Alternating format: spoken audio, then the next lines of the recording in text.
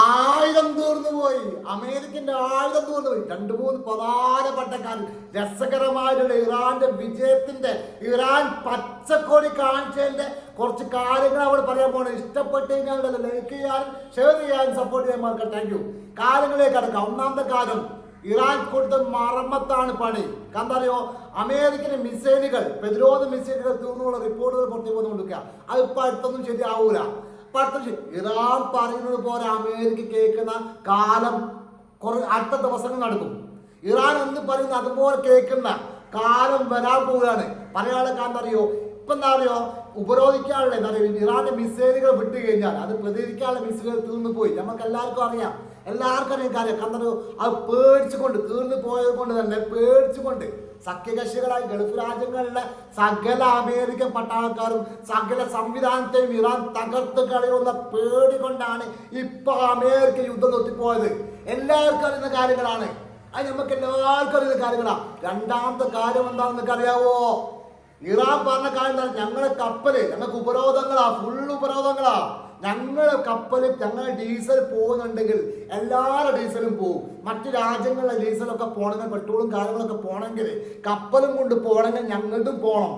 ഞങ്ങൾക്ക് പോയാൽ മാത്രമേ മറ്റേ പോകുന്നുള്ള കാര്യങ്ങളാണ് ഇപ്പൊ ഇറാൻ പറയുന്നത്. മൂന്നാമത്തെ കാര്യം ഇപ്പൊ എന്താ അറിയോ, ഇറാന്റെ ശക്തമായ തന്ത്രപരമായിട്ടുള്ള ബുദ്ധി എന്താ അറിയോ, ഇറാന്റെ ഡീസലും പെട്രോളും ക്രൂഡ് ഓയിലും ഒക്കെ തന്നെ മറ്റു രാജ്യത്ത് വിൽക്കാൻ പോവുകയാണ്.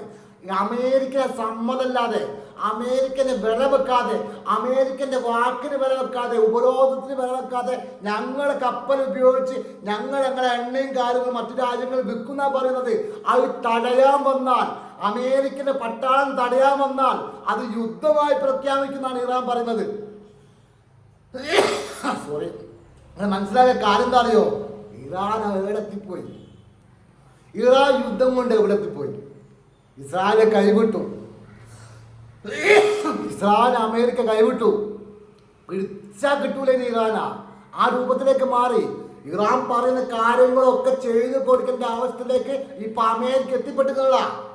എവിടുന്ന് അമേരിക്കക്ക് ആയുധം കിട്ടുന്നില്ല. സഖ്യകക്ഷികളൊന്നും, യൂറോപ്യൻ രാജ്യങ്ങളൊന്നും ഓരൊന്നും കൊടുക്കുന്നില്ല, ആയുധങ്ങൾ കൊടുക്കുന്നില്ല. അത് ഇറാന്റെ മുന്നറിയിപ്പാ.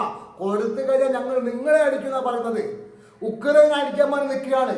ഇത് നോക്കുന്ന സമയത്ത് മനസ്സിലാക്കാൻ കാര്യം എന്താ അറിയോ, 10-18 രാജ്യങ്ങൾ ഒരേ സമയത്ത് കറങ്ങി അടിച്ചിട്ട് ഇറാനെ ആയുധം തോന്നിട്ടില്ലെങ്കിൽ ഇറാൻ മാസാണ്. അമേരിക്കൻ അങ്ങനെ വരച്ച വര നിർത്തിയിട്ടുണ്ടെങ്കിൽ ഇറാൻ മാസാണ്. ഒരു സംശയം വേണ്ട, ഒരു സംശയക്കാര്യം വേണ്ട, ആർക്കും വേണ്ട. കാരണം ഈ യുദ്ധവുമായി ബന്ധപ്പെട്ട് അമേരിക്ക എന്ന രാജ്യത്തിന്റെ മൂലം കൊടിച്ചു കളഞ്ഞതാ. ആയുധങ്ങൾ തീർക്കാന്ന് പറഞ്ഞാൽ ഇറാനൊക്കെ, ഞാൻ ചോദിക്കുന്ന ഒറ്റ ചോദ്യം, ഈ ലോകരാജ്യം എന്ന് പറയുന്നത് ഈ അമേരിക്ക, ഏത് ലോക പട്ടാന്ന് പറയുന്ന അമേരിക്കയുടെ കയ്യിൽ ഇത്രയൊക്കെ ആയുധങ്ങളേ ഉള്ളൂ. പിന്നെ എന്തോ ഒലക്കാണ് ഇറാനെന്നെ വിളിക്കണ്ടേ? 3 കൊല്ലം യുദ്ധം തുടർച്ചയായി ചെയ്ത് കഴിഞ്ഞാൽ ഇറാന്റെ കയ്യിലുള്ള ആയുധങ്ങൾ തീരില്ലെന്നാ പറയുന്നത്. എന്നിട്ട് ഇറാനല്ലേ ലോകരാജ്യങ്ങൾ, ഇറാൻ പറയുമ്പോൾ അല്ലേ ബാക്കിയുള്ള രാജ്യങ്ങൾ കേൾക്കേണ്ടത്, അമേരിക്ക കേൾക്കേണ്ടത്. ബാക്കി രാജ്യങ്ങൾ പോട്ടെ, അമേരിക്ക കേൾക്കേണ്ടത്. പണ്ട് ഉപ്പുപ്പാക്ക് ആനുണ്ടായിരുന്നു എന്ന് പറഞ്ഞമായ അവസ്ഥ പണ്ടുണ്ടായിരുന്നു, എന്തോ ആയിരുന്നു. ഇപ്പൊ അമേരിക്ക ഒന്നും അല്ല. എന്തായോ ഒക്കെ പോയി, കിളി പോയി, എല്ലാവരും ഒത്തിരി പോയി കിടക്കുന്ന രംഗം കാണുന്നത്. ഏതാ നിങ്ങൾക്ക് എൻ്റെ വീഡിയോ ഇഷ്ടപ്പെടുകയാണെങ്കിൽ സപ്പോർട്ട് ചെയ്യാനും ഷെയർ ചെയ്യാനും മറക്കണം. Thank you very much.